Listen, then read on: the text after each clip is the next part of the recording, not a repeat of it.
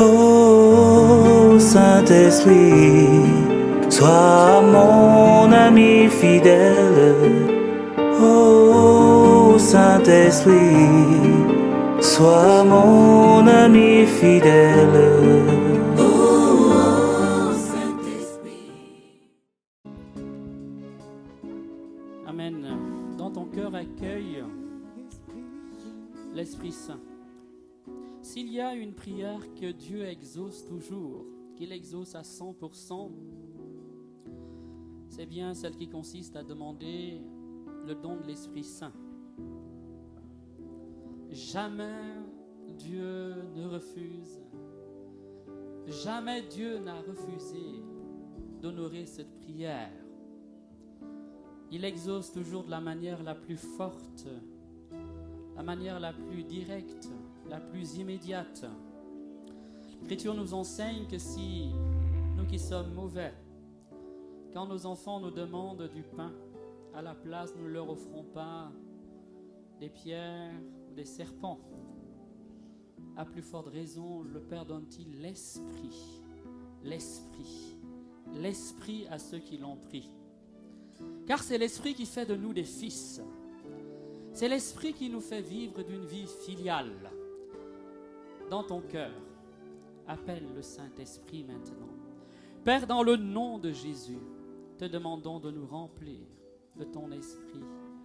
Esprit, prends nos cœurs, nous t'en supplions, remplis-les, refaçonne-les, remodèle-les, transforme-les, guéris-les. Esprit, prends nos cœurs, nous t'en supplions, et donne-nous des cœurs de chair.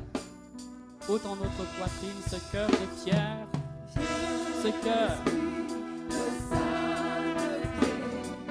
Viens, Esprit de lumière, viens, Esprit de feu, nous embrasser, Esprit de Dieu, viens, Esprit, nous avons besoin de toi.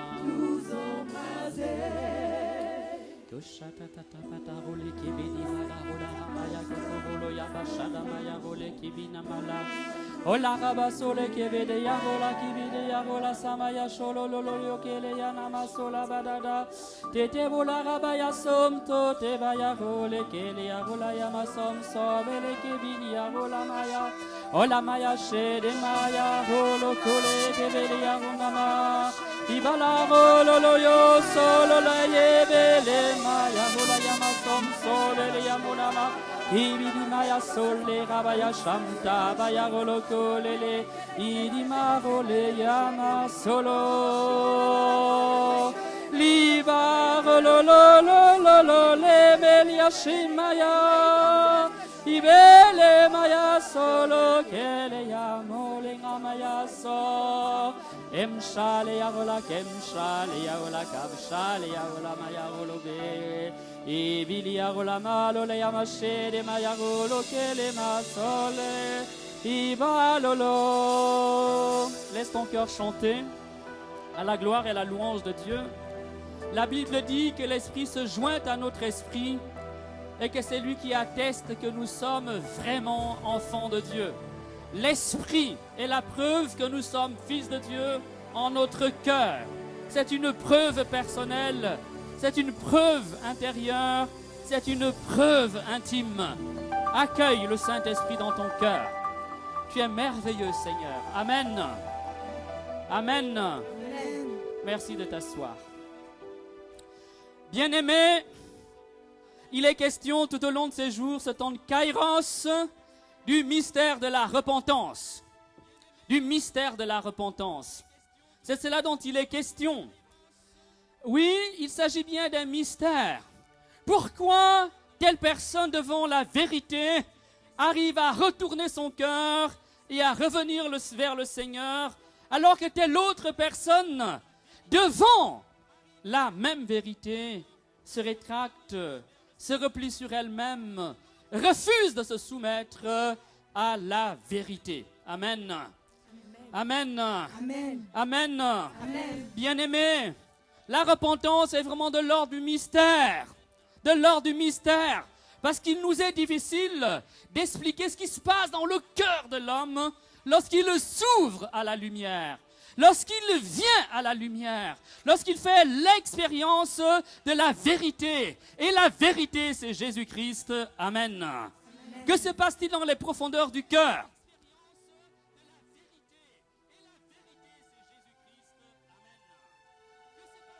Beaucoup de choses. J'aimerais vous inviter à méditer quelques passages d'Écriture. Et ces passages d'Écriture peuvent nous permettre d'entrevoir ce mystère de la repentance, d'en percevoir non seulement, la force, mais également la fécondité dans une vie. Nous sommes dans le deuxième livre de Samuel, chapitre 11. On pourra lire également le chapitre 12. Chapitre 12. J'aimerais lire le chapitre 12 de ce livre, second livre de Samuel. Le Seigneur envoya le prophète Nathan vers David. Il entra chez lui et lui dit: il y avait 2 hommes dans la même ville, l'un riche et l'autre pauvre. Le riche avait petit et gros bétail, en très grande abondance. Le pauvre n'avait rien du tout qu'une brebis, une seule petite, qu'il avait achetée. Il la nourrissait, et elle grandissait avec lui, avec ses enfants, mangeant son pain, buvant dans sa coupe, dormant dans son sein, et c'était comme sa fille. Un hôte se présenta chez l'homme riche, qui épargna de prendre sur son petit et gros bétail, de quoi servir aux voyageurs arrivés chez lui. Il vola la brebis de l'homme pauvre et la prêta pour son visiteur. David entra en grande colère contre cet homme et dit à Nathan: aussi vrai que le Seigneur est vivant, l'homme qui a fait cela est passible de mort. Il remboursera la brebis au quadruple pour avoir commis cette action et n'avoir pas eu pitié. Nathan dit alors à David: cet homme, c'est toi. Ainsi parle le Seigneur, Dieu d'Israël. Je t'ai oint comme roi d'Israël. Je t'ai sauvé de la main de Saül. Je t'ai livré la maison de ton maître, et j'ai mis dans tes bras les femmes de ton maître. Je t'ai donné la maison d'Israël et de Juda. Et si ce n'est pas assez, j'ajouterai pour toi n'importe quoi. Pourquoi as-tu méprisé le Seigneur et fait ce qui lui déplaît? Tu as frappé par l'épée Uri le Hittite. Sa femme, tu l'as prise pour ta femme. Tu l'as fait périr par l'épée des Ammonites. Maintenant, l'épée ne se détournera plus jamais de ta maison, parce que tu m'as méprisé et que tu as pris la femme d'Uri le Hittite pour qu'elle devienne ta femme. Ainsi parle le Seigneur: je vais de ta propre maison faire subir contre toi le malheur. Je prendrai tes femmes sous tes yeux et je les livrerai à ton prochain, qui couchera avec tes femmes à la vue de ce soleil. Toi, tu as agi dans le secret, mais moi j'accomplirai cela à la face de tout Israël et à la face du Seigneur. David dit à Nathan: j'ai péché contre le Seigneur. Alors Nathan dit à David de son côté: le Seigneur pardonne ta faute, tu ne mourras pas. Seulement, parce que tu as outragé le Seigneur en cette affaire, l'enfant qui était né mourra. Et Nathan s'en alla chez lui. Nous sommes dans le chapitre 12, verset 1 et le verset 15. Mais on pourra lire tranquillement jusqu'à la fin. Amen.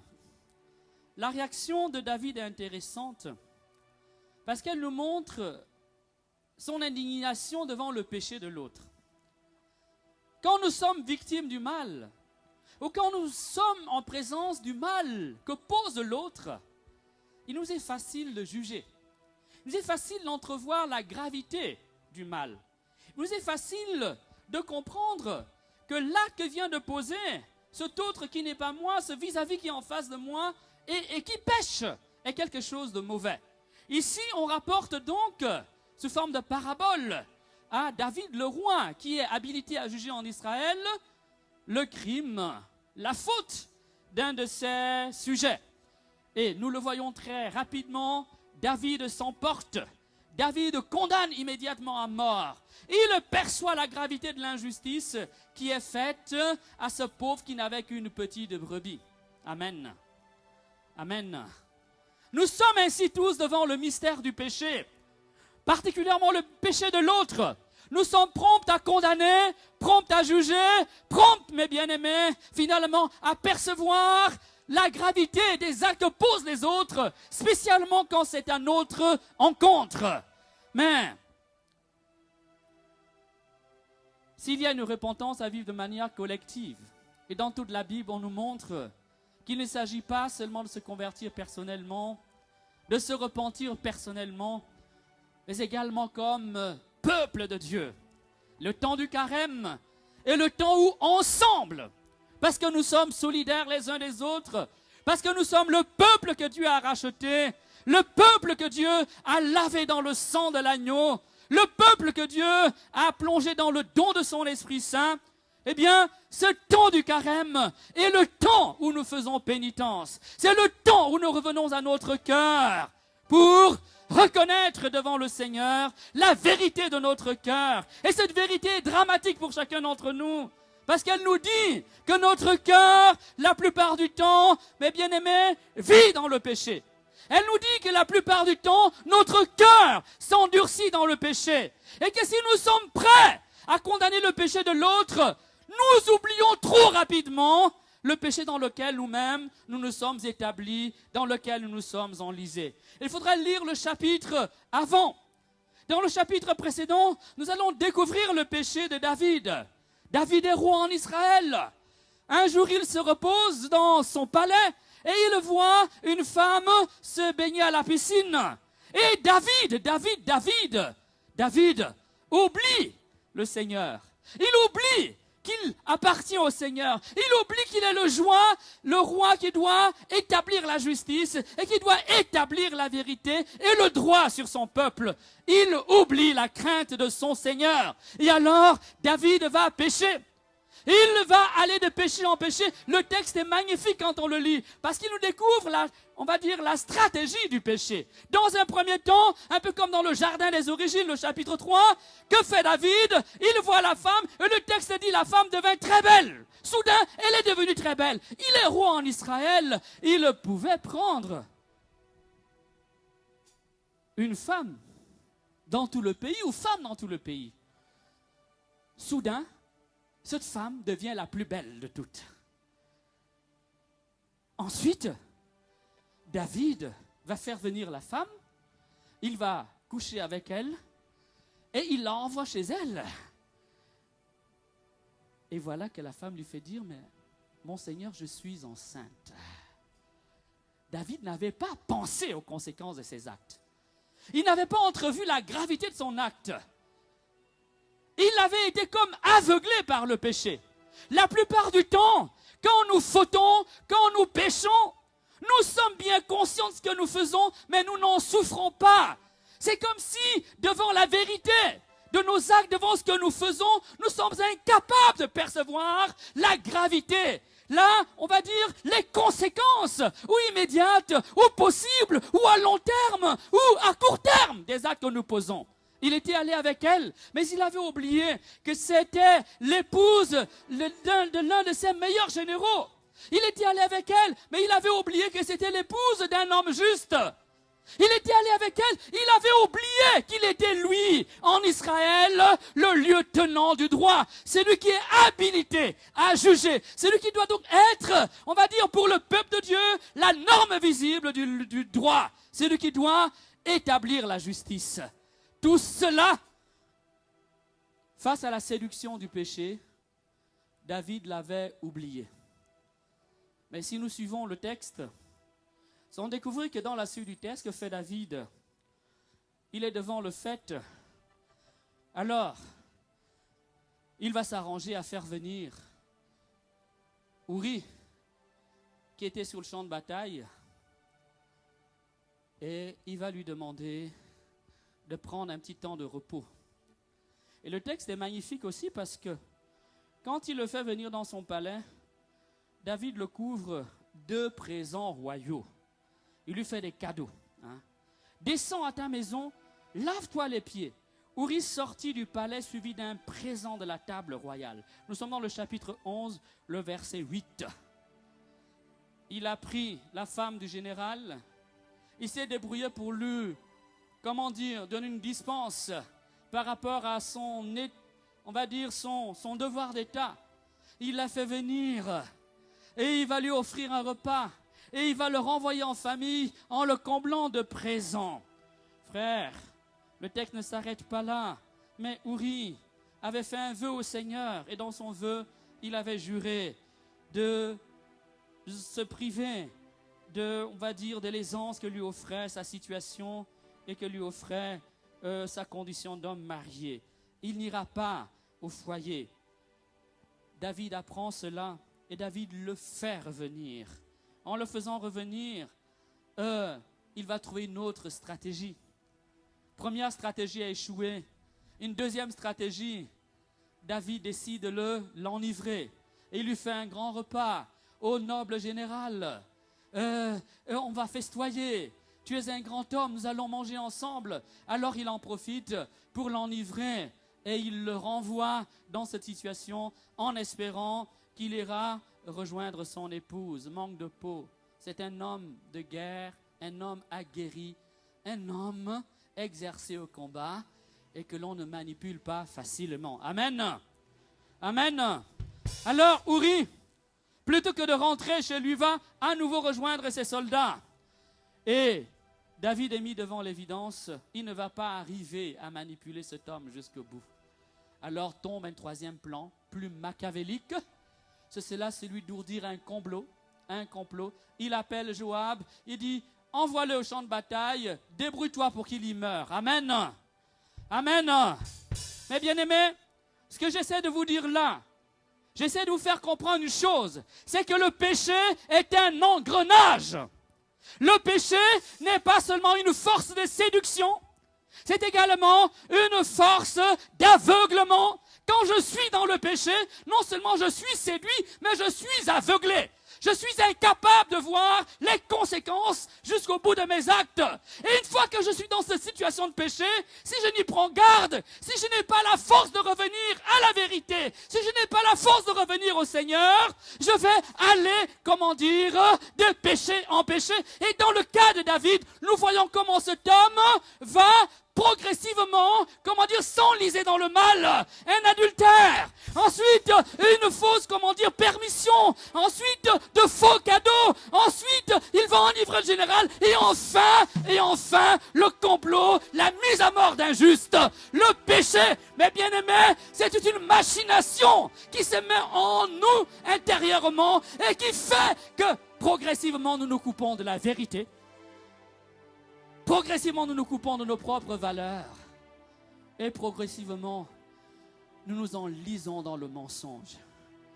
Dans ce péché de David, ces 2 chapitres, 10 et 11 du 2e livre de Samuel, nous voyons, cette machination, comment elle évolue, comment elle va emporter ce grand homme.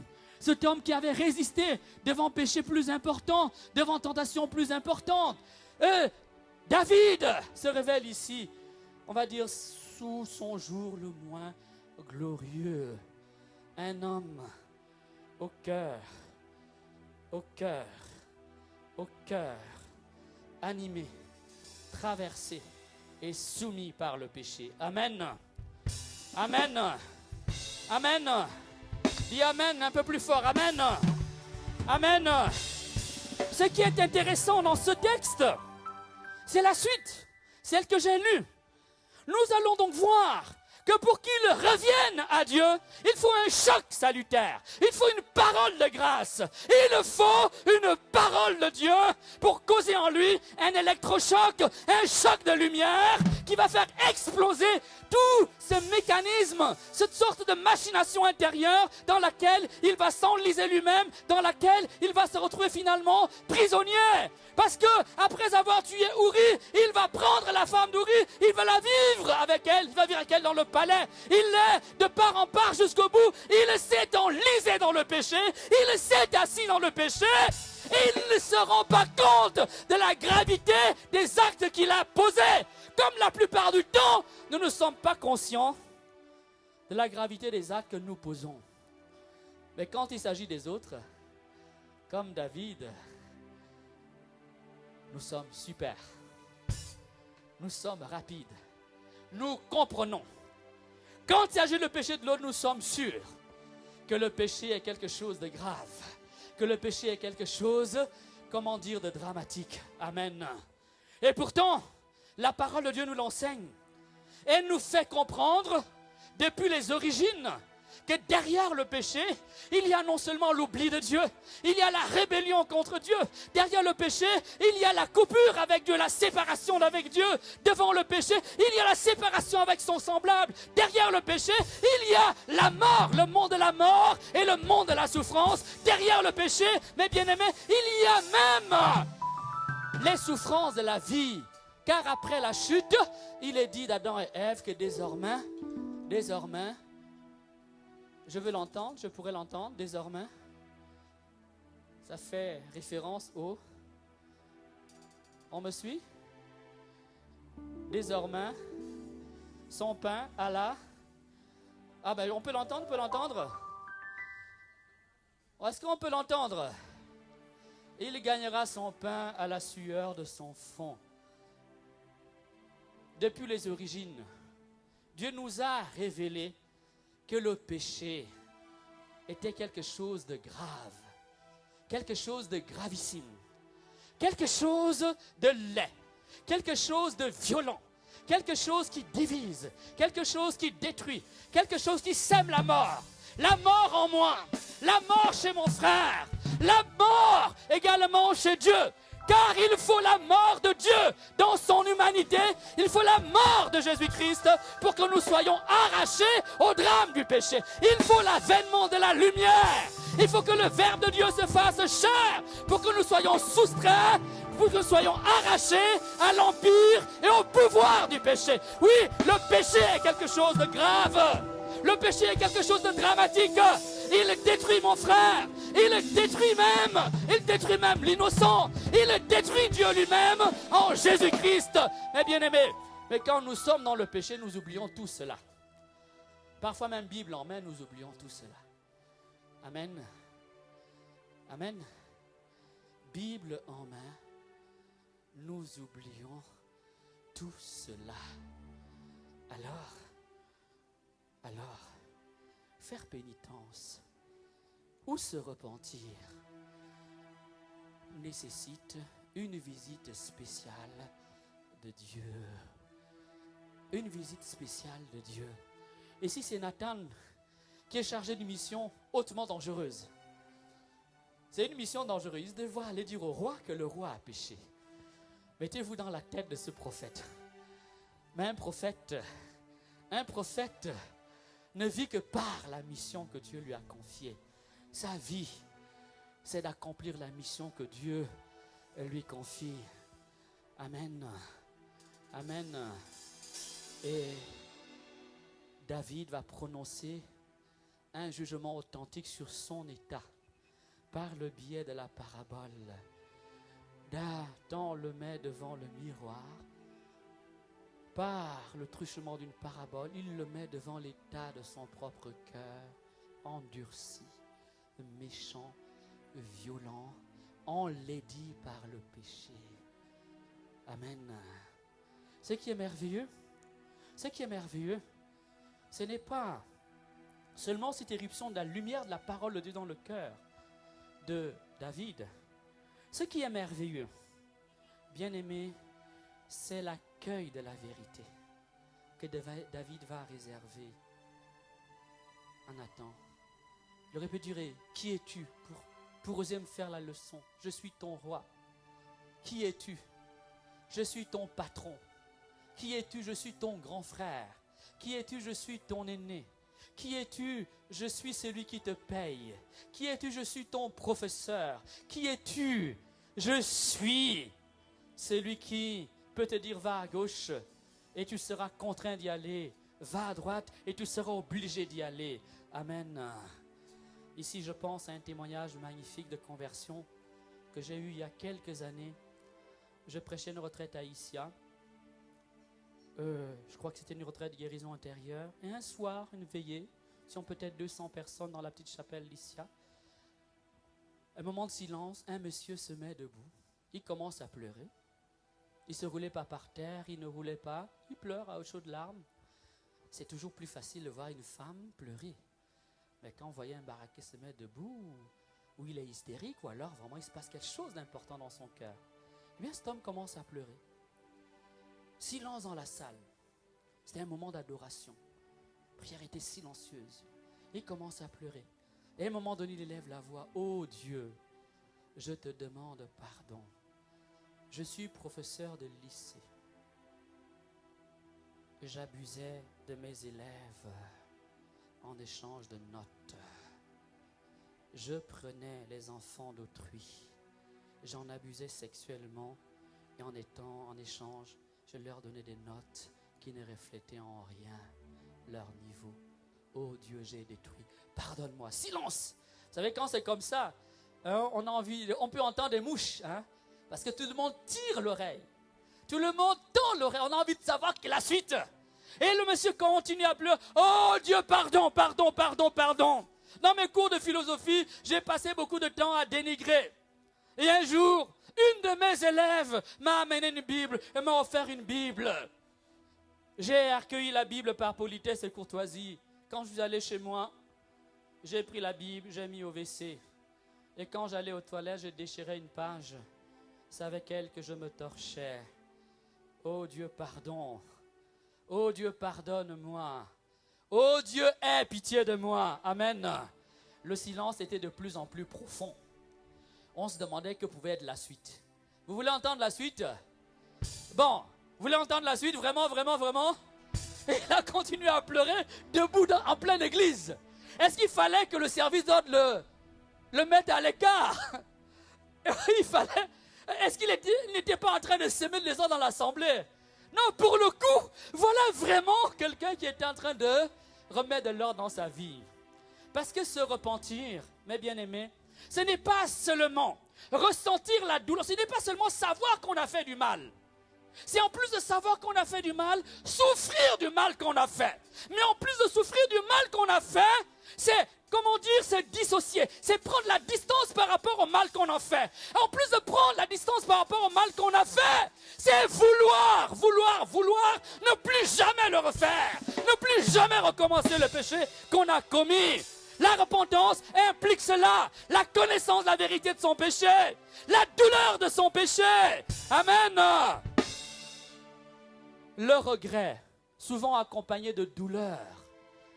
Dans les mots utilisés souvent pour parler de la repentance, de la pénitence, il y a deux termes. Il y a le terme contrition, il y a le terme attrition.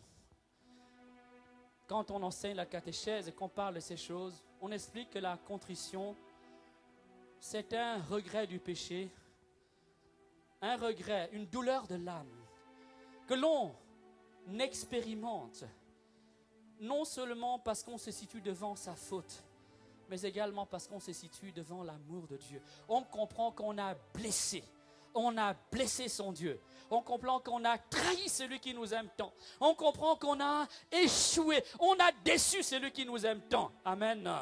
Et normalement, le mot utilisé en latin pour dire contrition signifie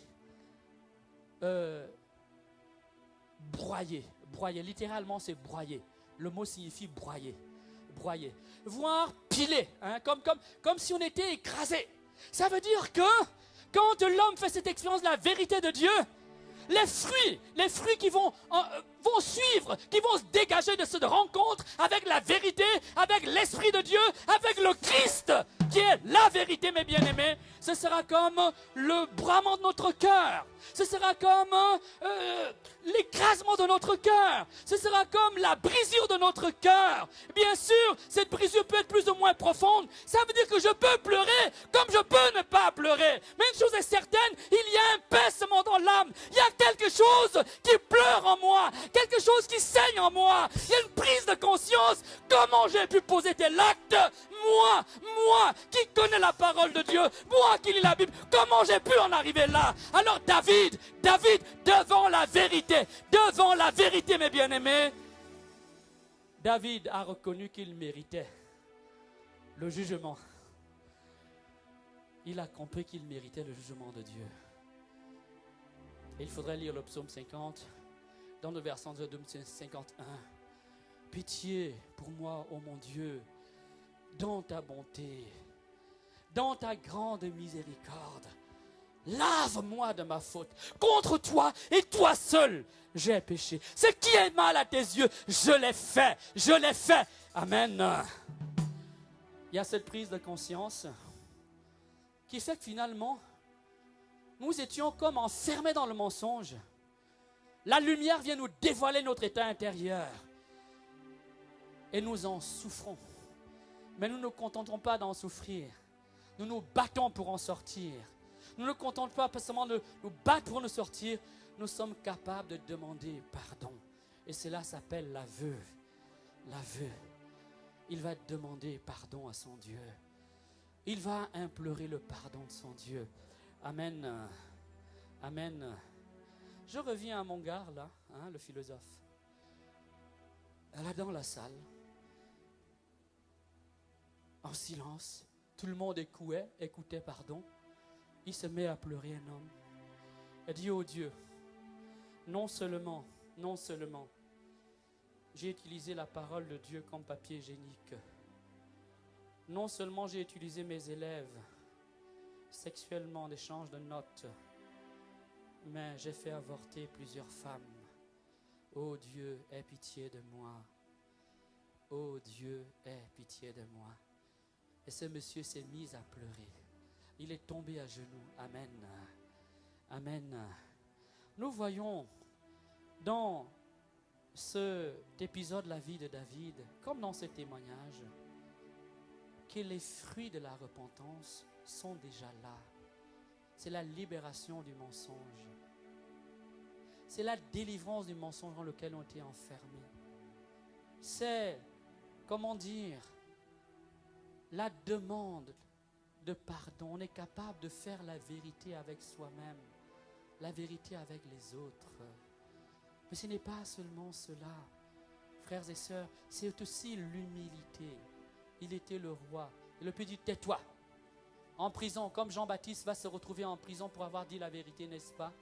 Mais David va reconnaître l'humilité. Mais ça ne s'arrête pas là. C'est aussi la remise de soi à la bonté divine. David va s'en remettre à la bonté divine. Amen. Amen. Mais le texte pourrait s'arrêter là. La plupart du temps, nous nous arrêtons là. On voit que non seulement David va acquérir, on va dire, le pardon de Dieu, mais David va s'efforcer de réparer le mal en jeûnant, en suppliant, en empêchant les conséquences de ses actes. J'aimerais dire ceci, la plupart du temps, nous oublions cette partie de la repentance. Nous oublions que quand nous avons fait du tort aux autres, quand nous avons fait du mal, le mal que nous avons causé mérite réparation. J'ai demandé pardon à Dieu. Dieu m'a accordé son pardon. Mais mon frère à qui j'ai fait du tort, lui ne m'a pas nécessairement accordé son pardon. Il mérite également que je fasse une démarche à son endroit. Ce n'est pas parce que Dieu m'a pardonné que je suis dispensé, comment dire, non seulement de mendier le pardon de mon frère, mais également de réparer le dommage que je lui ai causé. Nous oublions cette partie-là. Oui, le Christ a réparé nos fautes. Oui, le sang du Christ nous a lavés. Il nous a affranchis de la damnation éternelle, car l'une des conséquences du péché, c'était également la séparation éternelle avec Dieu. Mais ce que nous oublions, c'est que le Christ ne fait pas de nous des hommes et des femmes irresponsables. En d'autres termes, on prend un exemple très clair. Si je t'ai crevé un œil, si vraiment j'ai compris le mal que je t'ai fait, si vraiment je suis conscient du dommage que je t'ai causé, il me faut non seulement te demander pardon, et même si tu le refuses, j'ai le devoir d'essayer de faire quelque chose pour réparer le dommage que je t'ai causé. En d'autres termes, quand tu as dépouillé ton frère, il ne suffit pas de lui demander pardon, mais il faut également essayer de rendre ce que tu lui as pris. Si tu ne peux pas le rendre, il faut essayer de compenser en posant des actes qui vont, atténuer sa douleur. Atténuer sa douleur. Dans le vocabulaire utilisé pour parler, de la repentance, de la pénitence, il y a 3 mots. Il y a un premier mot, le premier mot c'est poenam. Le sens, c'est peine et châtiment. Le deuxième mot, c'est tenere. Le sens, c'est subir une peine en réparation du mal qu'on a commis. Le troisième mot utilisé, c'est penitus. C'est un adjectif. Et son sens, c'est un sentiment intérieur de douleur. Un sentiment intérieur de douleur. Ce vocabulaire utilisé pour parler, de la pénitence, pour parler de la repentance, montre que une véritable repentance, non seulement doit nous affecter, doit nous toucher intérieurement, doit nous engager intérieurement. Un homme qui se repent, un homme qui regrette son péché, le travail se fait d'abord dedans de lui, dans sa conscience, dans l'intimité de son âme. Et c'est pour cela que la repentance est quelque chose de mystérieux qui nous échappe. Parce que ce que nous allons toucher, c'est cet homme qui se met à pleurer son péché, n'est-ce pas? Mon ami philosophe qui pleure son péché. Mais qu'est-ce qui s'est passé dans l'intime de son âme? Ça, c'est le secret de Dieu. Combien de temps Dieu a-t-il pris pour que cet homme en arrive là? Ça, c'est encore le mystère de Dieu. Amen. Amen. Mais la démarche commence au-dedans. Et il va se répercuter au dehors. David a péché. David va faire pénitence. Il va jeûner. Il va pleurer. Il va mendier. Amen. Amen. La pénitence nous engage donc intérieurement et extérieurement. En d'autres termes, il ne suffit pas que dans mon cœur, j'ai regretté, j'ai renoncé, j'ai avoué ma faute, peut-être dans le sacrement de réconciliation, et je me suis décidé à faire un effort. Il faut que cela soit aussi visible à l'extérieur. Et du coup, la pénitence nous engage, socialement. Parce que dans l'acte de réparation, quand je t'ai crevé un œil, je te demande pardon, tu me pardonnes, mais ça ne t'empêche pas de continuer à souffrir, non? Maintenant, tu es handicapé d'un œil.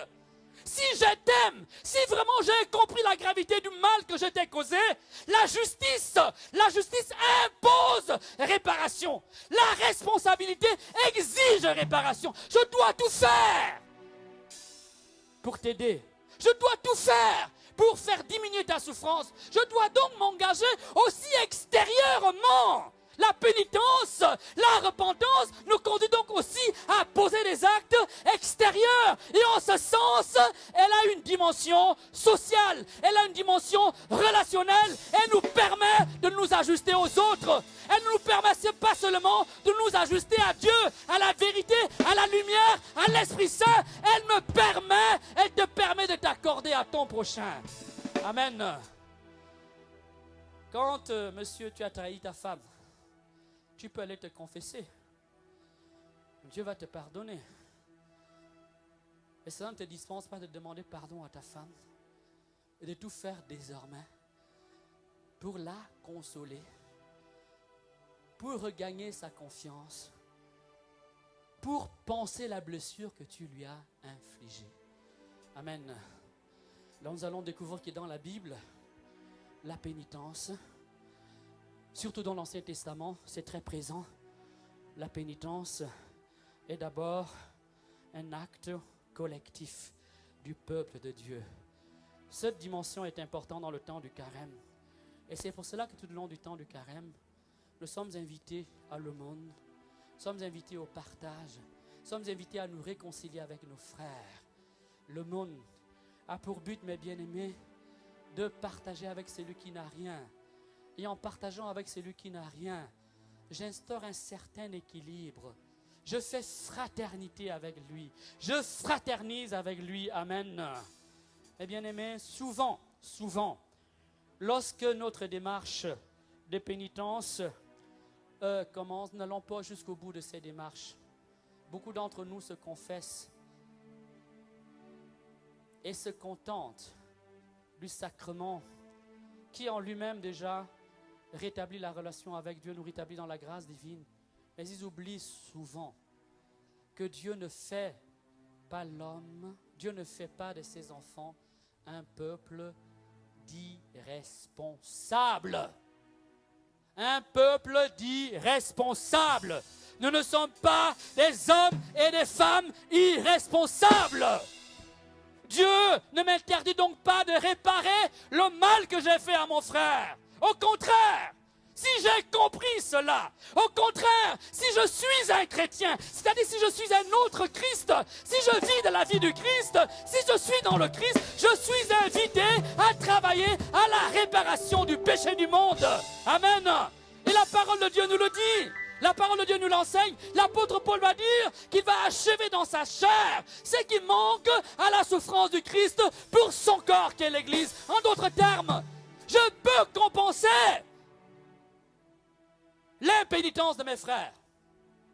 Et ici, il faudra voir, comment dire, la vie des grands hommes de Dieu qui passeront toute leur vie à prier pour les pécheurs, à faire, comment dire, à jeûner pour les pécheurs, à se consacrer à Dieu pour les pécheurs. J'aime beaucoup Saint Dominique. On dit de Saint Dominique qu'il passait toutes ses nuits au pied du tabernacle et il pleurait. Et son cri c'était « Seigneur Jésus, ma miséricorde, que deviendront les pécheurs ?» C'était sa principale prière, sa principale préoccupation. C'est-à-dire le souci des pécheurs. Amen. Parce que je suis chrétien. Parce que je suis greffé sur le corps du Christ et que le Christ est celui qui a offert sa vie pour réparer le péché de l'humanité devant Dieu. Je suis moi aussi invité à offrir ma vie pour réparer le péché du monde. Amen. Amen. Ah, vous allez dire, mais alors, comment ça? Est-ce que la souffrance de Christ ne suffit pas? Elle est suffisante. Dis Amen. Elle est suffisante.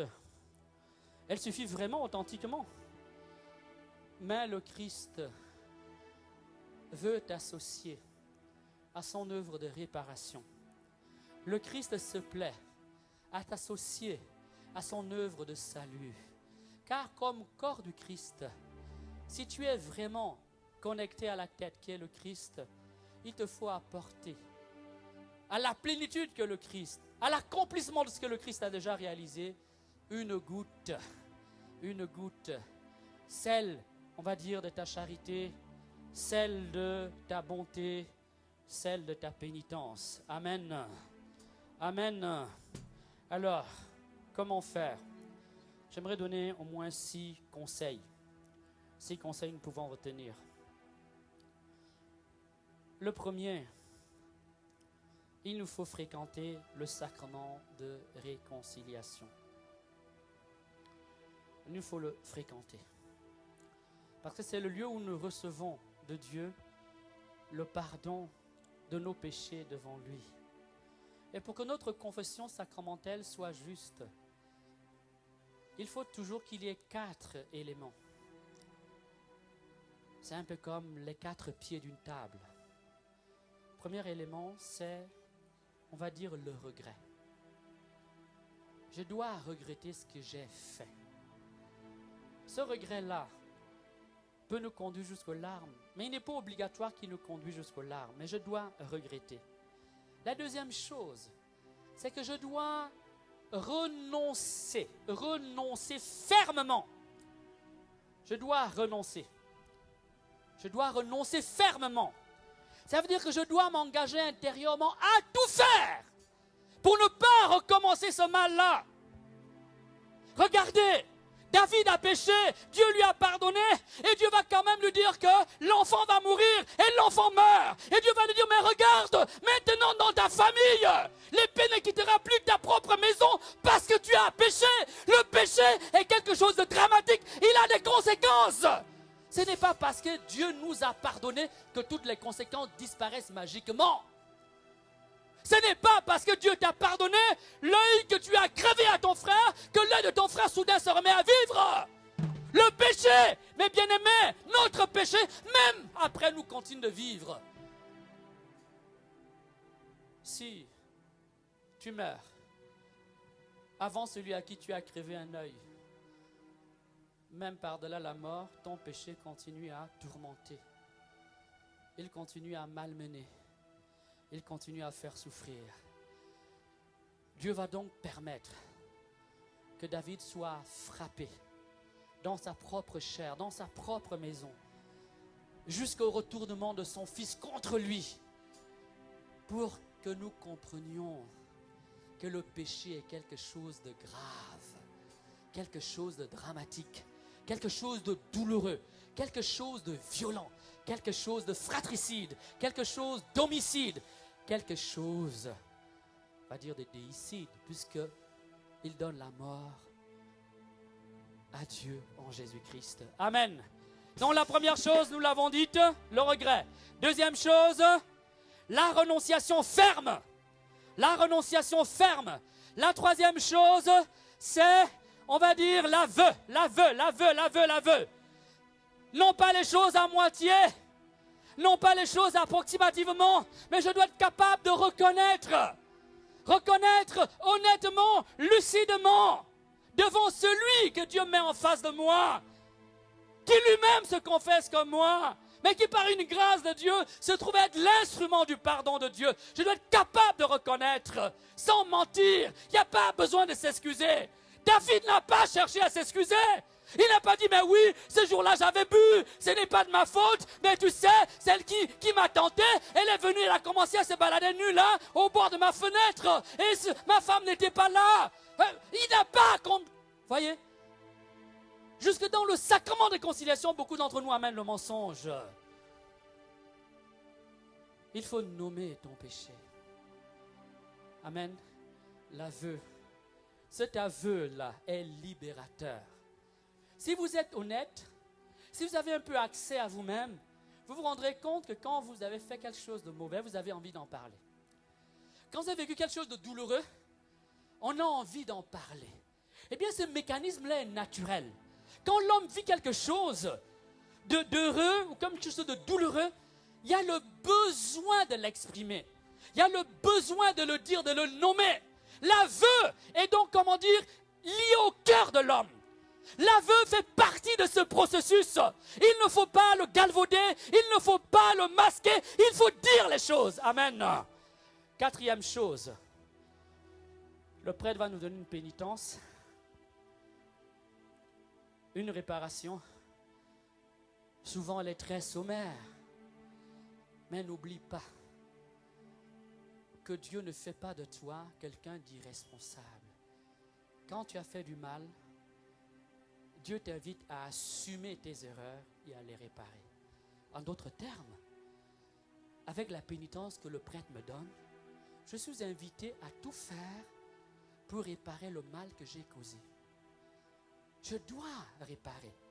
Je ne peux pas dire chouette, super chouette, Dieu m'a pardonné, ça y est, je suis sauvé, amen, tout est fait. Amen, non. Non, Dieu ne fait pas de nous des hommes et femmes irresponsables. Dieu ne fait pas de nous des hommes et des femmes injustes. Ce que tu as volé, tu as le devoir d'essayer de le rembourser. Ce que tu as pris, tu as le devoir d'essayer de le rendre. Ce que tu as cassé, tu as le devoir d'essayer de le reconstruire. Ce que tu as enterré, tu as le devoir de le déterrer. Amen. Ces 4 éléments Ces 4 éléments, quand ils sont en œuvre dans un cœur, mes bien-aimés, donnent déjà le pardon de Dieu. Ils nous mettent déjà en contact avec la miséricorde divine, le regret, la ferme décision de ne pas recommencer, l'aveu qui libère. Amen. Et la responsabilité qui m'engage à être juste envers celui que j'ai offensé. Voilà le premier conseil que nous allons retenir. Deuxième conseil, lié. Faisons ce à quoi nous sommes engagés devant Dieu et devant les hommes. En d'autres termes, tu es père de famille. Accomplis de la manière la plus excellente possible ton devoir de mère de famille. Tu es père. Cherche à remplir de la manière la plus noble possible ce devoir de père. Tu es payé pour quelque chaîne d'emploi. Tu touches de l'argent pour cela. Eh bien, mets tout ton cœur à faire de la manière la meilleure possible le travail pour lequel tu es payé. Ne cherche pas à prendre autre chose. Ne cherche pas à, abuser de ta position. Deuxième point donc, c'est, on va dire, l'accomplissement du devoir d'État. Troisième chose, il nous faut multiplier les actes de miséricorde spirituelle et corporelle. Dans l'année la divine miséricorde, nous en avons longuement parlé. Tout le monde sait désormais qu'il y en a 14, 7 corporelles, 7 spirituelles. Vous irez regarder. Il nous faut donc nous efforcer de faire largement du bien autour de nous. Il nous faut tout faire pour compenser le mal que nous avons commis par un excès de bien, quitte à ce que cela nous coûte quelque chose. Et c'est pour cela que les mots utilisés pour la pénitence impliquent la notion de peine, la notion de châtiment, la notion de souffrance, la notion de brisement, la notion de retournement. Quatrième chose que nous pouvons nous exercer à faire, c'est offrir nos souffrances au Christ. Offrir nos souffrances au Christ. C'est quelque chose qu'on n'enseigne plus. Quelque chose qu'on n'enseigne plus, qui est pourtant lié à notre foi. Parce que nous sommes les membres du corps du Christ. Parce que nous sommes greffés sur le Christ. Parce que la vie du Christ coule en nous. Parce que ce n'est plus nous qui vivons, mais le Christ qui vit en nous.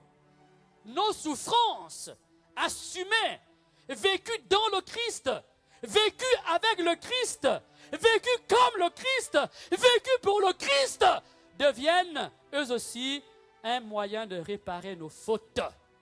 Ils concourent à la réparation de nos fautes. Or, la plupart du temps, chacun d'entre nous, mes bien-aimés, est secoué par de très nombreuses souffrances. Chacun d'entre nous rencontre dans le secret de son cœur un monde de souffrance. Nous côtoyons tous plus ou moins des abîmes de souffrance. La perte d'un être cher, le travail, les problèmes de famille, problèmes sociaux, notre propre péché, autant de souffrances qui nous animent, qui nous habitent et qui nous déchirent et nous labourent le cœur. Mais que la plupart du temps, nous ne pensons pas offrir à Dieu. Que nous ne pensons pas assumer pour offrir à Dieu. Amen. Il y a une phrase de Marthe Robin que j'aime beaucoup et que je me plais souvent à citer. Elle dit ceci: tu nous prends, Seigneur, tels que nous sommes, et tu nous offres au Père tel que tu es. Dieu nous prend tels que nous sommes, et il nous offre au Père tel qu'il est lui. Dans l'offrande de nos peines, de nos combats, de nos luttes, de nos douleurs, de nos larmes, mes bien-aimés, nous devenons comme le Christ. Nous devenons des petits rédempteurs. Notre souffrance prend un poids dans le salut dans la guérison, dans la libération des âmes. Dis Amen. Amen. Et vous comprenez que ce point nous ouvre directement, il nous ouvre immédiatement, on va dire, à l'Eucharistie. L'Eucharistie devient le lieu où finalement j'amène tout cela. Le pain et le vin deviennent à l'autel le lieu de cet admirable échange, où je viens déposer mes misères, où je viens déposer mes peines, où je viens déposer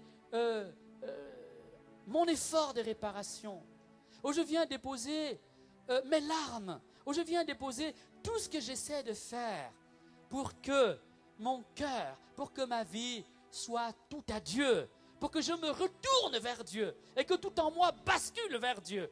Eh bien, l'Eucharistie est le lieu par excellence.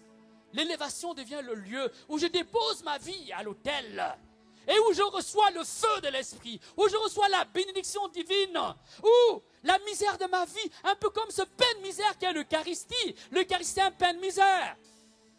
Ça n'a jamais nourri quelqu'un physiquement, hein, à part quelques rares mystiques. Si tu as faim, ce n'est pas l'hostie que tu vas aller manger pour te rassasier. C'est quelques gouttes de vin qui deviennent, comment dire, le sang de Christ, un peu de pain. Mais bien aimé, c'est le pain de misère. C'est notre misère que nous offrons. Et qui par l'opération de l'Esprit, par la puissance de l'Esprit, mais bien aimé, est transformé. Si je fais cela, si je vis cela, je me retourne alors totalement vers Dieu. Ma vie produit un fruit de conversion. On peut voir dans ma vie l'humilité. On peut voir dans ma vie la vérité. On peut constater dans ma vie la justice. Car je ne suis pas un irresponsable. La foi ne me rend pas irresponsable. Amen. On peut voir dans ma vie ces fruits de joie également et de paix. En mon cœur, je trouve la paix. Je trouve l'assurance. Je trouve la joie. Ici, j'aimerais partager un témoignage. Il y a 2 ans, j'étais allé rendre service à la cathédrale de Bruxelles et à un moment donné, je me suis mis à confesser. Et je me souviens d'une femme, elle avait attendu longtemps. Elle a pu se confesser, mais à la fin de la confession, elle a fondu en larmes, elle s'est mise à pleurer. Elle m'a sauté dans les bras de joie. Je n'ai jamais entendu quelqu'un me dire merci de cette manière-là. L'intonation de la voix disait qu'elle vivait quelque chose de profond. Ses larmes scintillaient, elle brûlait. Elle venait de recevoir la paix, amen. Elle venait recevoir le pardon et la joie, amen. Oui, la pénitence conduit à cela. Je me souviens d'une autre confession, cette fois-ci encore en France, à Nîmes.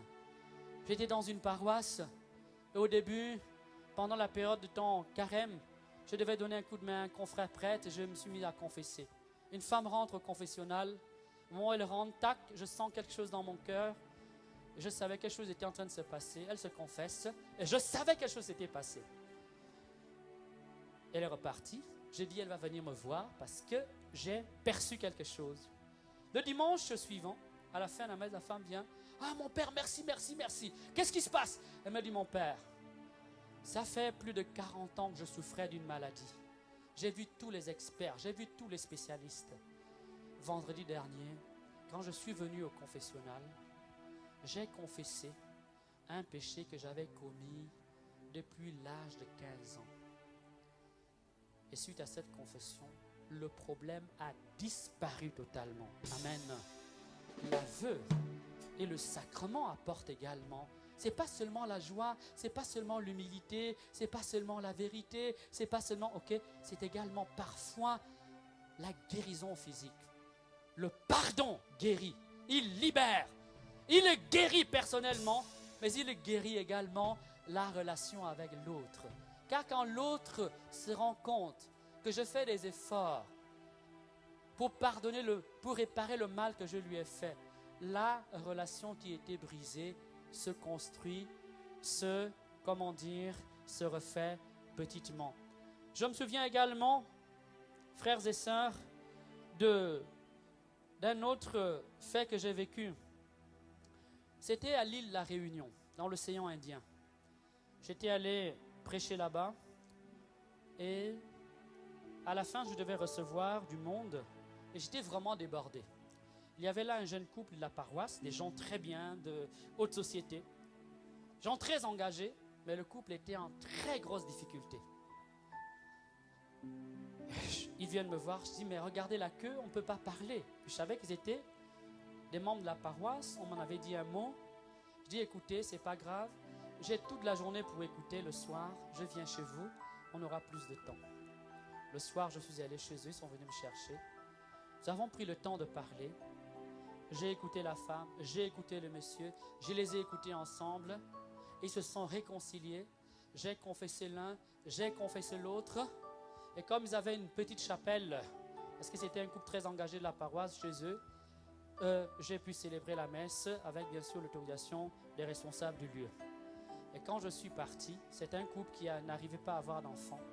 Quand je suis parti, 3 mois après, on m'appelle, ils me disent que la femme était enceinte. Amen. Amen. Pourquoi? Est-ce l'Eucharistie? Est-ce la réconciliation? Ce que je sais, c'est que dans cette démarche qui a été à l'origine de cette guérison, il y a eu une démarche de vérité, une démarche de repentance, une démarche de réconciliation. Amen. Amen.